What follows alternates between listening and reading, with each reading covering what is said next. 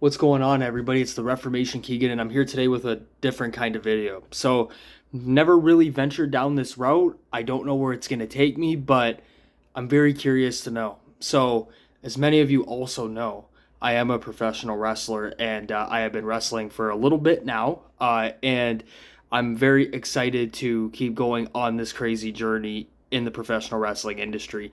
And since I'm also a major in English, I figured I would want to use the creativity that I'm trying to exploit and bring it into the world of pro wrestling. So I'm not calling this really a fantasy booking, but I'm just trying to do something to exploit some different interpretations throughout creativity.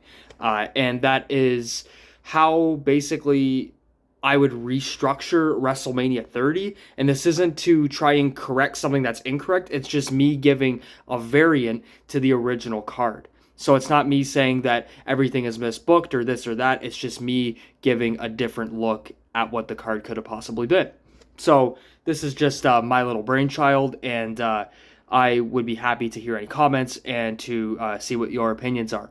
But I want to state this. For this booking, if you want to call it that, we're looking at the entire card of WrestleMania 30 and changing up the card and basically looking at what the business of this WrestleMania is. And that business revolves mostly around Daniel Bryan, aka Bryan Danielson. So you have to look at the business of each match, what match is being brought to the table and what it's going to contribute, not just for the WrestleMania card, but after WrestleMania, because you always need to have a plan going forward. And I believe that there were plans after this WrestleMania, but things ended up happening. CM Punk left before Mania 30 even happened. Daniel Bryan got injured. Batista left again in June, I believe. And then also there was uncertainty over whether The Undertaker would wrestle again. And we also split up the Shield not too long after. So you have a lot going on at once. And 2014 after WrestleMania 30 took a huge turn because of this. But we're going to talk about WrestleMania 30 right now, and we're going to look at some what ifs, and we're going to also look at some absolutes and some certainties. So let's get started. So first, we're going to have the opening match, obviously, which is Daniel Bryan versus Triple H. I would not change a thing about this. I thought this match, from a fan's perspective, was freaking fantastic. Wouldn't have changed a thing about it. The right winner, obviously, and you have Bryan going to the main event. So that pretty much stays the same, because I believe when you have Triple H pedigree Bryan at SummerSlam the year prior, you needed to have this match because it would have felt like an incomplete story. And no matter whether it's wrestling or literature, film, TV, anything, you do not want to ever leave a story unfinished. So this match had to happen, and WrestleMania was the best place, especially because Bryan was red hot around this time. So perfect way to start this show. And need I add that I thought the aesthetic for the show was perfect. I thought the logo looked great. I thought the stage looked great. It was a great arena, great venue. New Orleans has great ambiance to it, so also perfect venue. So match number 2, we're going to have, instead of Kane and the New Age Outlaws, we have the Wyatt family take on the Shield. So basically the match that you had at the Elimination Chamber, I would put this at WrestleMania. And the reason I'm putting this at WrestleMania 30 is, 1, it's the 30th anniversary, and 2, these were the 2 biggest factions in years. So you have 2 of the top factions in the company at one time. They haven't crossed paths yet, but you can set this up at the Royal Rumble. And I believe that if you put this match from the Chamber at WrestleMania, it's absolutely brilliant, and it fits perfectly. They even had a match on Raw, and I think there was another one on Main Event they had, if I'm not mistaken. They were both really, really good. So this can also keep teasing the Shield split, because I would have the Wyatt family win this match. Bray Wyatt is the ultimate mastermind. He plays the Shield against each other, and that cost them this match. And then after this, the Shield can redeem themselves by facing Evolution and beating Evolution, and then they can go on to have a bit of a longer run past June of 2014. So that's what I would do here. And then the Wyatt family still looks really, really strong. Because if one thing that happened to the Wyatt family that maybe as a fan I wouldn't have had happen or didn't want to see happen, was they lost way too much. And Bray Wyatt, you can make the argument that he didn't get hurt by losing all the time, but I think when you're trying to make or have somebody as a permanent main event player and they talk all the time about these big grand things and they constantly lose, I think that does take away some of the proverbial aura of the person that you're trying to show. So now match number 3 for the Divas, or I would say the Women's Championship, we have AJ Lee in an open challenge, which is answered by Paige.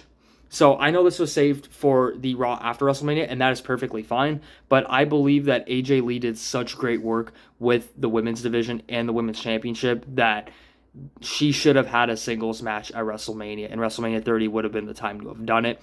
And with Paige being the new rising star, you have a perfect scenario here. They have a really good match together. Paige ends up upsetting AJ and winning the women's title, which sets a new era a year earlier for the women's division with having AJ and Paige carrying it. And then you have veterans even like Natalya as well, who can win the title and always be in that mix. And you have a really, really good core for the women's division. So when the women's revolution happens with Charlotte and Becky and Sasha and Bayley and others, you already have that strong core, and then they can be in matches with all of these other great female performers. So that's what I would do here. And if you want to switch it, you can even do AJ Lee and Lita, because Lita was also put in the Hall of Fame at this WrestleMania. You can even have Lita answer it, and then AJ can retain, and you can still do AJ and Paige the next night if you want.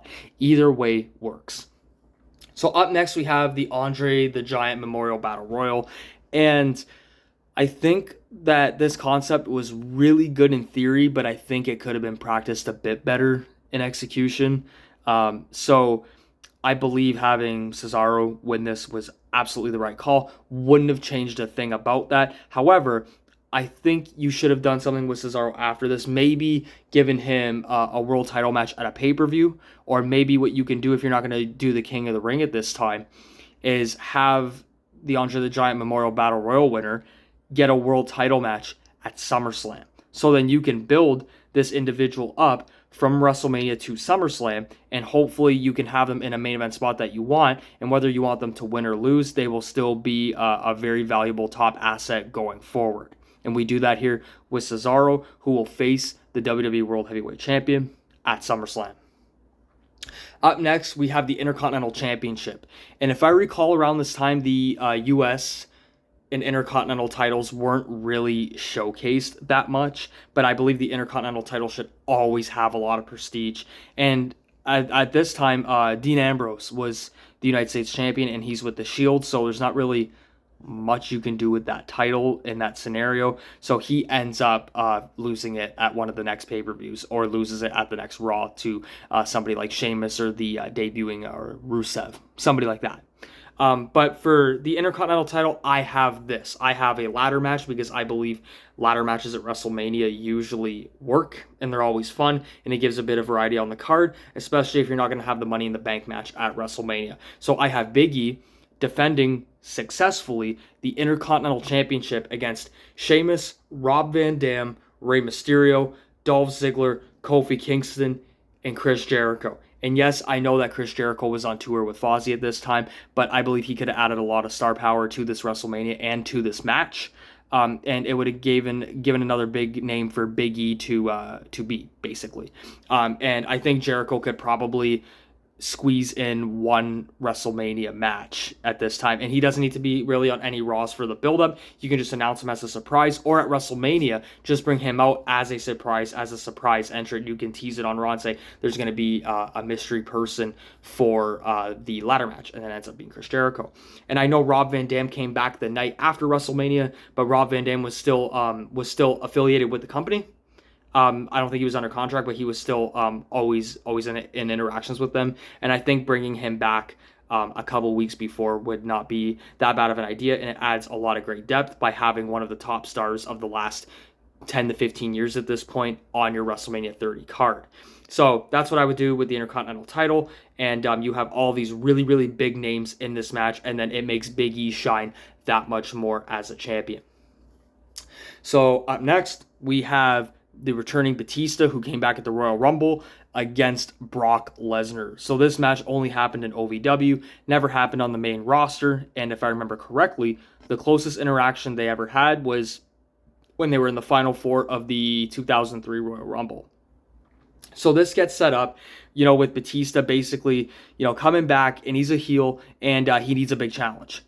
and he can't get the WWE Championship yet because he at the Royal Rumble prior on the Raw, on the Go Home Raw, he starts targeting everybody, saying that he's the only he's a big fish in a small pond, and he's gonna run through everybody in the Royal Rumble, and that is that. So in the Royal Rumble, he catches the attention of Brock Lesnar, who's not an entrant per se, but he comes out, he F5s Batista, and then that costs him the match. Brock Lesnar eliminates him because Batista says that he is the only animal, and basically that kind of sets it up. Animal versus Beast. These two guys have a massive slugfest. At the end of the day, Brock Lesnar manages to pick up the victory after a massive hoss fight.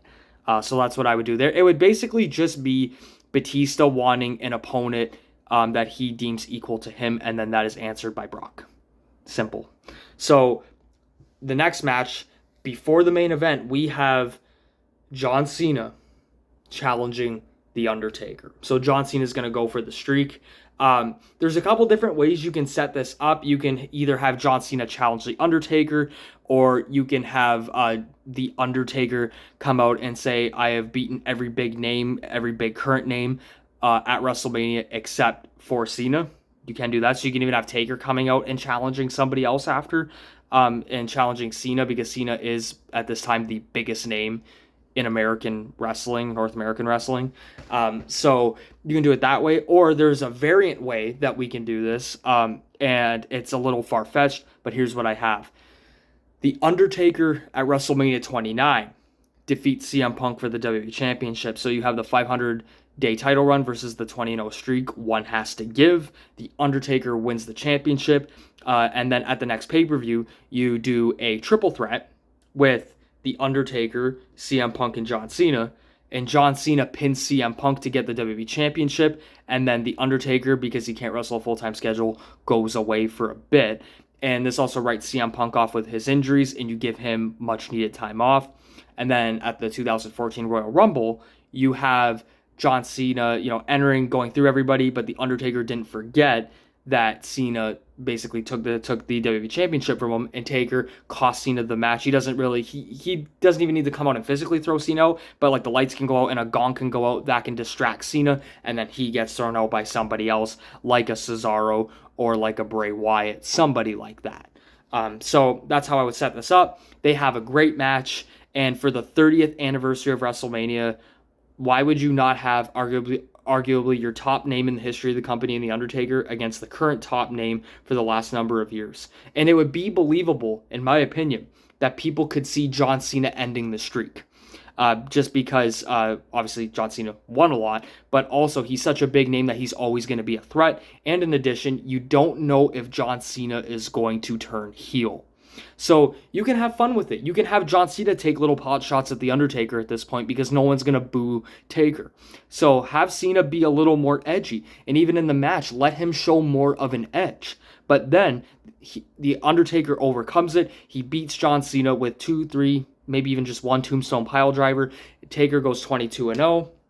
He goes down, does his pose. The WrestleMania 30 sign reads 22-0. But then it stops. The 0 turns into a scorpion.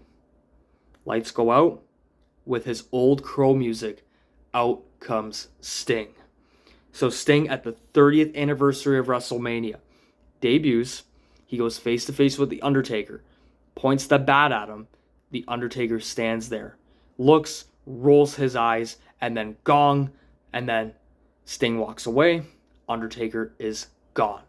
So you give this a 1-year build up to WrestleMania 31, the dream match we never thought would happen, but now it's gonna happen. Undertaker and Sting in San Francisco at WrestleMania 31. So this is a match that I believe it would be like a lot like a Hogan and Rock. I believe the crowd would be absolutely electric for this, and this might have to main event WrestleMania 31 because I just think it would be that big of a match, especially if it's going to be Sting's first match in the company. And there's two ways you can do this. You can not have Sting wrestle for a year and just have him come in and face The Undertaker and have that be his first and only match in the company, Or throughout 2014, you can have him wrestle every month or two. Every month or two, you get a match at a Sting, and it's probably going to be at a pay-per-view. Maybe have him do one Raw match and one SmackDown match just to say that he did it, but make those matches lighter.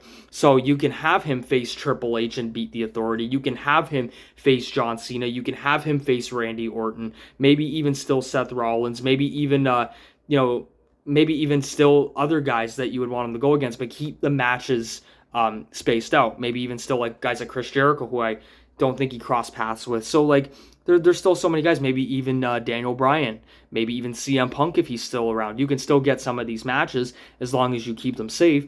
And you can get Sting to rack up all of these wins until he faces The Undertaker. Because if the streak's still going on, The Undertaker's probably going to win this match. So you can either have him face all these other guys and lead up to Taker, or you can just do the match and have that be Sting's only match, and that's it. Either way, again, works for me. It doesn't work for you. Let me know in the comments. So that's how I would do this, because I still believe Sting and Taker should have happened, in my opinion. But that's also the fan in me coming out. So now we have the main event, and again, this can go two ways. I have Daniel Bryan going against the defending WWE champion Randy Orton, and I know this match had happened a lot, but I think this is how the story should have ended, because it started with Randy Orton taking the WWE Championship from Daniel Bryan after he got screwed by Triple H, and I think it should end that way.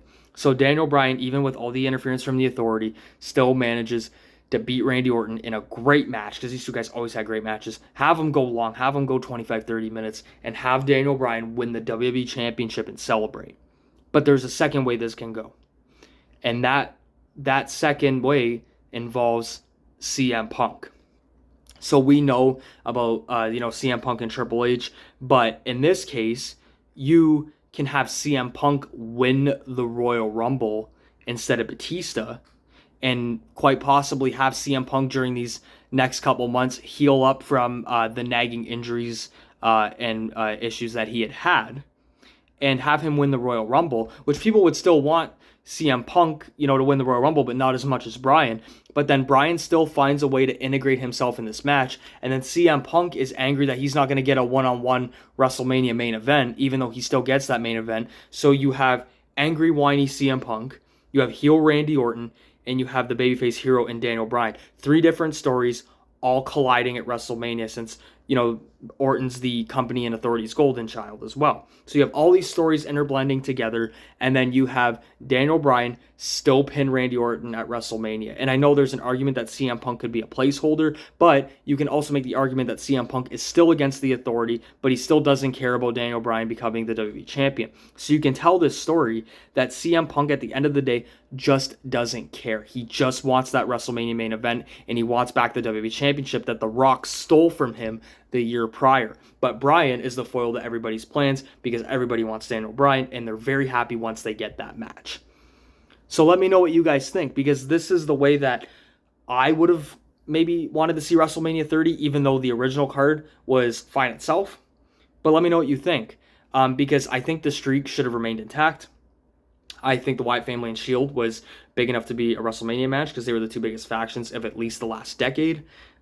You get some stakes to the Andre the Giant Memorial Battle Royal. You keep Daniel Bryan Triple H the same, because that was fantastic. You give Big E some more shine as an Intercontinental Champion. You get a dream match out of Brock Lesnar and Batista. You get another dream match out of John Cena and The Undertaker. You get a debut at a Sting that he deserves to have at the grandest stage, because Sting was the top star outside of WWE for many, many years. And then you get the climax of a top feud in Daniel Bryan and Randy Orton. So let me know what you guys think. Don't forget to like, share, comment, and subscribe, because I will do more of these if you want to see them, because then the aftermath of WrestleMania can get interesting, and I might leave that for a different video unless you want to see it. You want to see something else done. So again, don't forget to hit that subscribe button. We are on the road to 500 subscribers, and I'm trying to get 3,000 watch hours. So let's see if we can get there. Thank you for all the support, and I'll see you soon.